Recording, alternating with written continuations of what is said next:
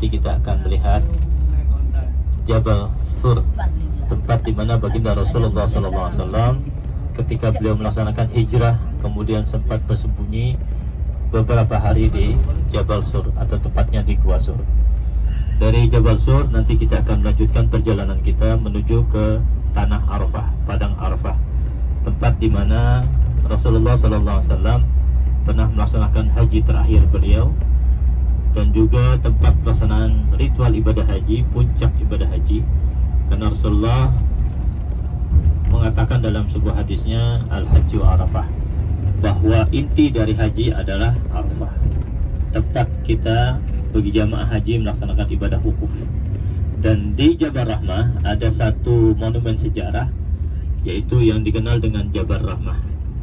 Di sanalah bertemu kakek dan nenek kita, yaitu Nabi Adam alaihissalam dengan Ibu Hawa, ketika mereka melakukan satu kesalahan lalu dikeluarkan dari surga, dan akhirnya mereka terpisah ketika diturunkan ke dunia, ke bumi, dan hampir lebih kurang 300 tahun mereka terpisah, akhirnya bertemu di salah satu tempat yang dinamakan sekarang Jabal Rahmah. Dari Jabal Rahmah kita akan melanjutkan perjalanan kita menuju ke bagian dari tempat pelaksanaan ibadah haji juga, yaitu Musdalifah dan Mina. Musdalifah adalah tempat mabit bagi setiap jamaah haji ketika selesai melaksanakan ibadah wukuf di Padang Arafah. Ada sebagian mereka kemudian bermalam di Musdalifah, mempersiapkan diri. Sedangkan ada juga yang Musdalifah hanya sekedar mabit kemudian melanjutkan perjalanan menuju ke kota Mekah untuk melaksanakan rukun haji. Dari Musdalifah kita juga akan melintasi kota Mina, tempat pelaksanaan wajib haji, yaitu melontar jumrah sekaligus melangsungkan mabit di Mina. Dari keduanya kemudian kita akan melanjutkan perjalanan menuju ke Jabal Nur, tempat baginda Rasulullah SAW mendapatkan wahyu yang pertama, tepatnya di Gua Hira. Jadi kalau Jabal Sur, guanya Gua Sur; kalau Jabal Nur, guanya Gua Hira. Ya. Dari situ kemudian kita akan melanjutkan perjalanan menuju ke tempat mikot kita, yaitu di Masjid Aisyah atau Masjid Tan'im. Bagi Bapak Ibu nanti yang akan melaksanakan ibadah umrah, nanti kita akan berniat di tempat mikot, tepatnya di Masjid Aisyah atau Masjid Tan'im. Itulah beberapa tempat yang kita akan kunjungi pada saat kita ziarah pada pagi hari ini. Tak lupa salawat dan salam kita sampaikan kehadiran baginda Nabi besar Muhammad sallallahu alaihi wasallam. Jamaah yang berbahagia, Rasulullah sallallahu alaihi wasallam ketika beliau diutus oleh Allah Subhanahu wa taala, dilahirkan di kota Mekah tepatnya. Di saat beliau akan berjalan, tiba-tiba terserang rasa kantuk yang luar biasa, sehingga akhirnya beliau tertidur. Dan tontonan itu akhirnya telah selesai ketika beliau bangun telah tampak pagi hari. Jadi Allah pelihara beliau dari ketika dilahirkan sampai beliau menginjak usia remaja. Dan di kalangan kaumnya juga Rasulullah itu, karena kepercayaan yang luar biasa, seorang nabi pasti orang yang amanah, kemudian siddiq, orang yang benar, tabligh, menyampaikan, dan yang keempat fatonah, orang yang cerdas. Kecerdasan inilah yang diakui oleh kaumnya kepada Nabi kita Muhammad sallallahu alaihi wasallam. Nah, ketika beliau Rasulullah sallallahu alaihi wasallam menginjak usia hampir 40 tahun, beliau melihat kehidupan masyarakatnya saat itu sudah kacau balau. Banyak yang keluar dengan sahabat beliau yang bernama Abu Bakar As-Siddiq, sempat bersembunyi lebih kurang hampir 3 hari dari kejaran orang-orang kafir Quraisy Mekah. Jadi saat Rasulullah SAW mendapatkan risalah dari Allah Subhanahu wa taala, di saat beliau mendapatkan wahyu pertama, kemudian wahyu yang berikutnya, lalu di Rasulullah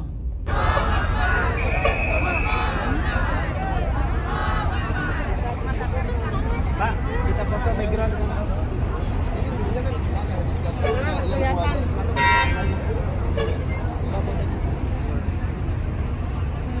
Ini buat supe.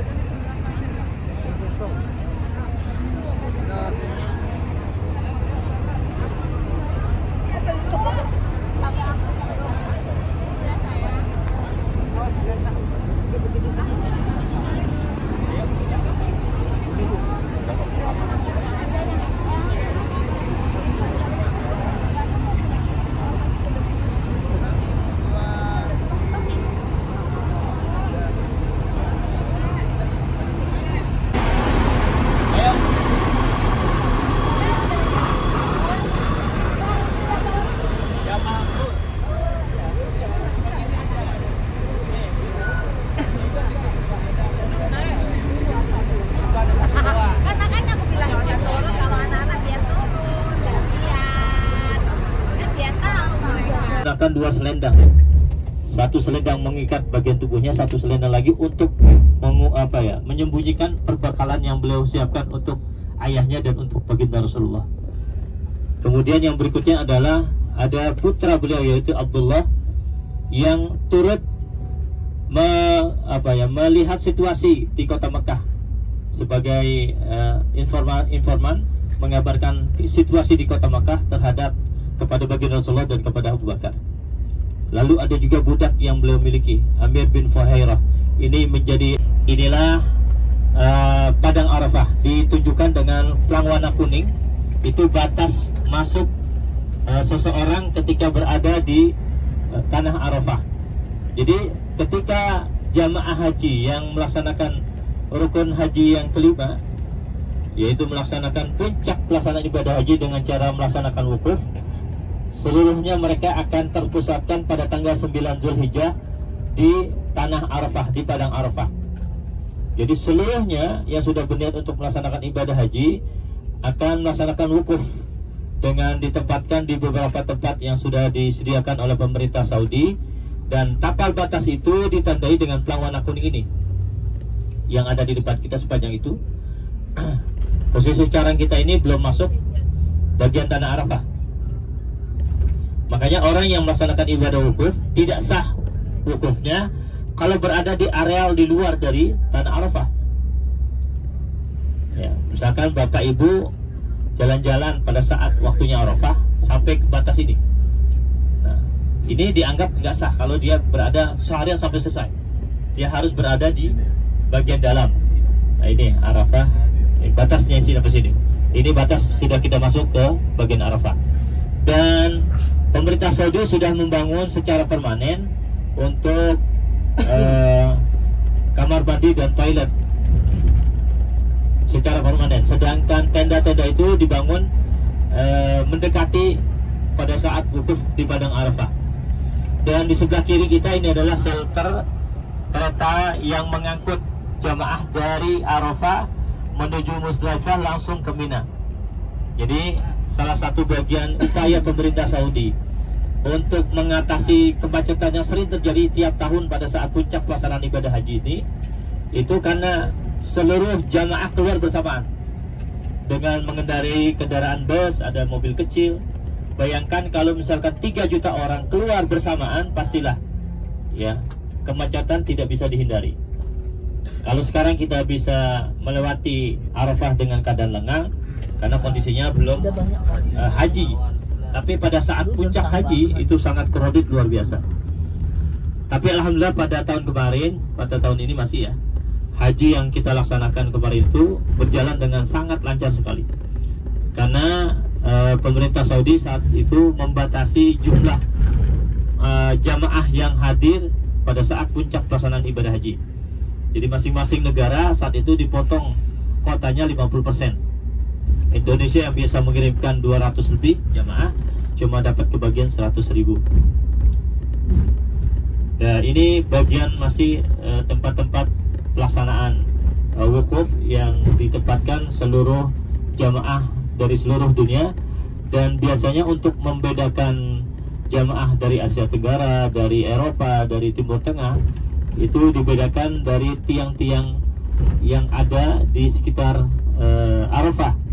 Kita ada melihat ada tiang warna hijau kalau tidak salah ya, di sebelah kiri. Ada juga yang berwarna kuning, nanti ada berwarna merah. Itu menempatkan perbedaan-perbedaan dari masing-masing negara. Di depan kita bisa lihat, inilah yang dinamakan dengan Tugu Jabal Rahmah. Tugu tempat bertemunya dua anak manusia, Nabi Adam dan Ibu Hawa. Dan di sini pula banyak di antara jamaah baik yang melaksanakan ibadah haji ataupun ibadah umrah, biasanya ada satu motivasi untuk bisa datang ke sana, ke tepatnya di Jabal Rahmah. Bagi mereka-mereka yang ingin mendapatkan pasangan hidup biasanya. Kali dicat oleh pemerintah Saudi. Tak perlu dicat lagi, Ya. Di situ biasanya jamaah suka nulis-nulis lah. Misalkan fulan dengan fulana.